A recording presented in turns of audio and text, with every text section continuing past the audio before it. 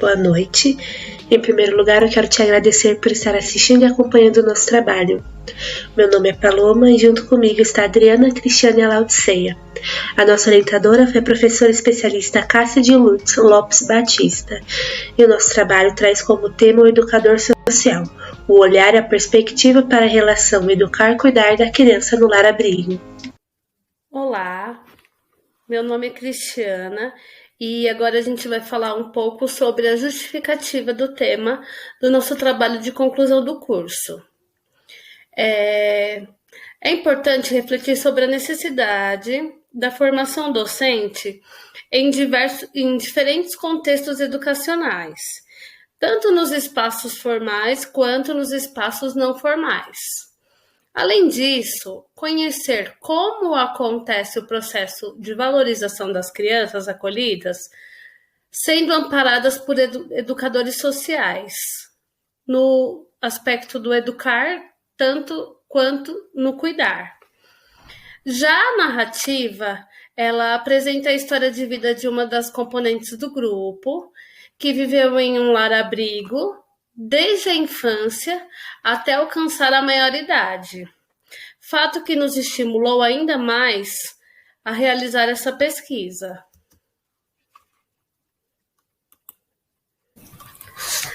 Falando sobre a relevância, consideramos de suma importância discutir temas relevantes como o presente estudo, contribuindo para novos ajustes de educação na modernidade. Deste modo, essa pesquisa busca colaborar com um novo cenário de educação no acolhimento institucional, uma vez que mudanças e inovações sempre são necessárias para atender às demandas de diferentes épocas. Eu sou a Laodiceia. Ao apresentar o tema Educador Social, referente ao educar e cuidar no lar-abrigo, a pesquisa considerou o censo do SUAS, Sistema Único de Assistência Social, de 2019, relatando que existem 3.181 serviços de acolhimentos distribuídos em 2.010 municípios das 5 regiões do país. Menciona que dos 3.181 serviços de acolhimento, apenas 759 são casalares ou lares-abrigos, somando no total de 33.032 crianças acolhidas, que são amparadas por educadores sociais. Desta forma, o problema de pesquisa visa em conhecer quem é o educador social, com o seguinte questionamento: por que este profissional de tamanha relevância na formação de crianças acolhidas tem seu trabalho muitas vezes desconhecido por parte da sociedade e até mesmo por educadores? Como hipótese, possivelmente esse campo de atuação da pedagogia seja pouco abordado nos cursos. E ainda, o olhar da sociedade em relação às casas-abrigos seja de apenas cuidar, desvinculando o educar da ação do educador social. A metodologia, uma pesquisa qualitativa e exploratória, questionário realizado por profissionais da pedagogia acerca do tema pedagogia social.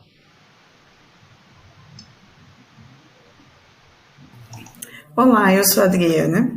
Vou falar sobre os objetivos da pesquisa. Nossos objetivos são refletir sobre o docente educador social no ambiente institucional lar-abrigo, desenvolvendo um olhar diferenciado sobre ações sociais e práticas pedagógicas, conhecer sobre quem é a criança acolhida, despertando um olhar de valorização para além dos cuidados básicos, desmistificar o assistencialismo e o profissionalismo em ambientes sociais, investigar a história da educação social no Brasil, em específico no lar-abrigo.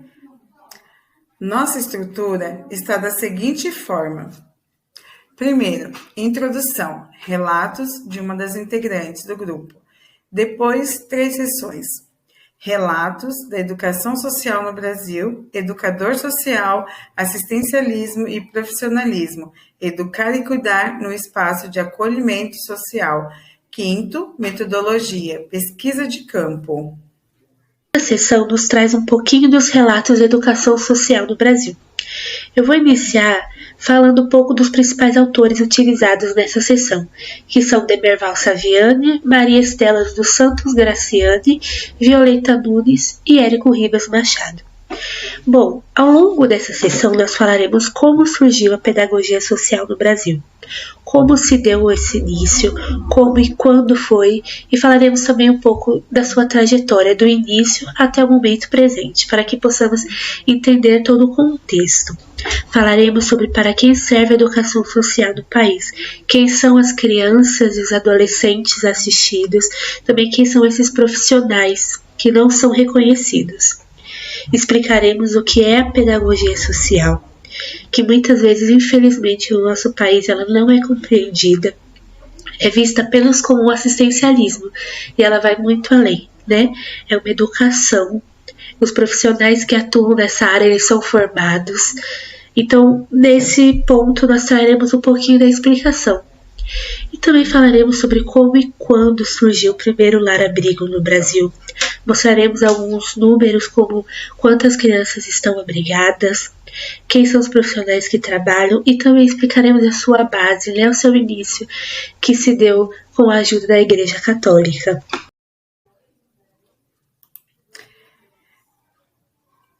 Na seção Educador Social, usamos como principais autores Projeto de Lei 2019, LDB 96, Paula Marçal Nathalie, Maria Estela Santos Graciani, Ana Maria Araújo Freire, Sueli Maria Pazagno Caro.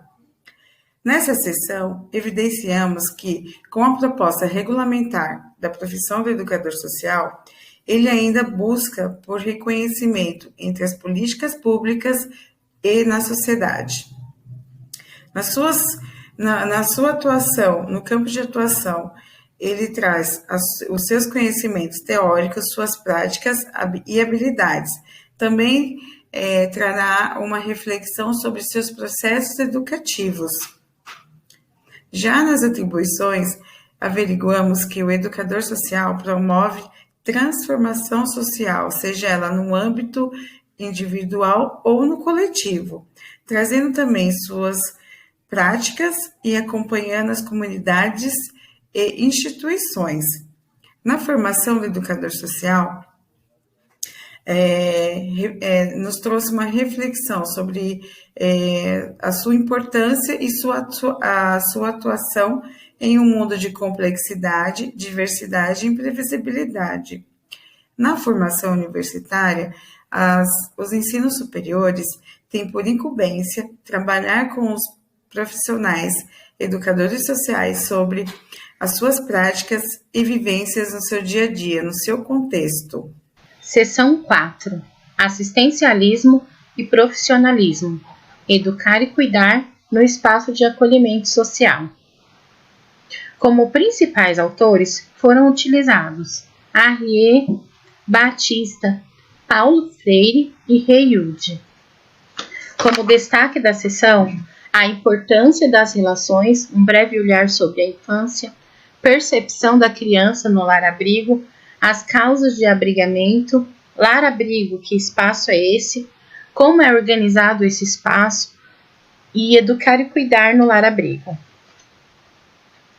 Para enfatizar as concepções da infância, buscamos nos referenciar no autor Arriet, 1981, e Reilde, 2004, com fatos históricos que contribuíram para a aceitação da criança em lugar de destaque atualmente.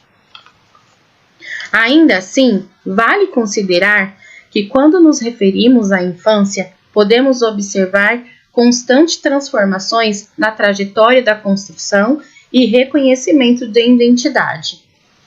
Para Burgess, 2001, é de extrema importância nos dar conta dessas transformações, para compreendermos a dimensão que a infância ocupa atualmente. Esse percurso ou essa história, por outro lado, só foi possível porque também se modificaram na sociedade as maneiras de pensar o que é ser criança. No entanto, buscamos conhecer o contexto lar-abrigo e como vivem as crianças abrigadas, abrindo um leque de oportunidade para a reflexão de educadores no que é possível para efetivar o educador social como agente transformador da formação humana.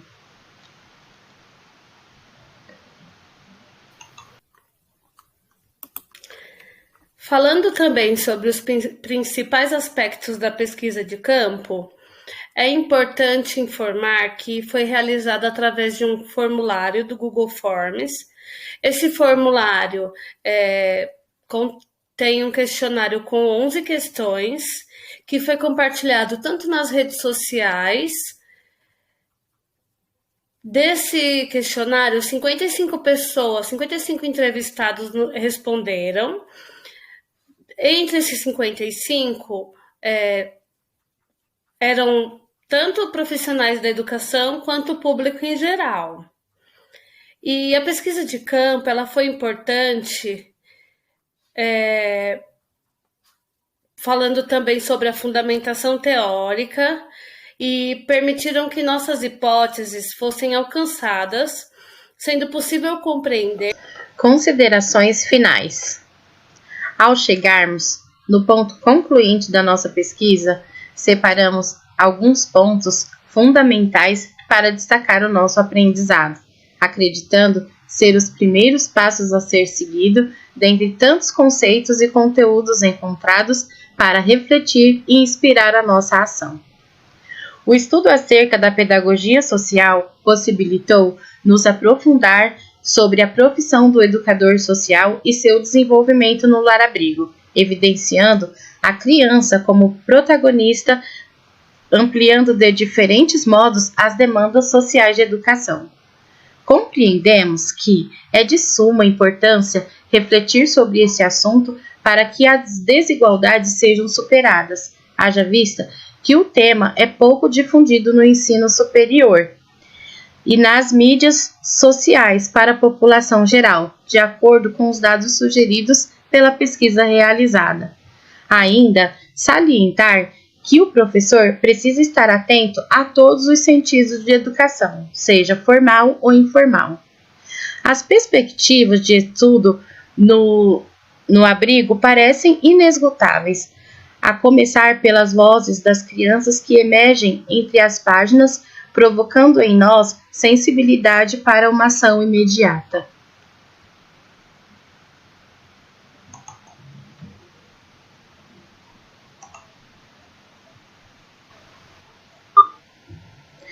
Para refletir, educar é fazer com que o ser humano perceba um sujeito livre, capaz de pensar, sentir, intervir, transformar, sonhar, dividir e romper num processo de inconclusão, levando-o a conhecer que a história é um tempo de possibilidades e não de determinismo e que o futuro é problemático e não inexorável.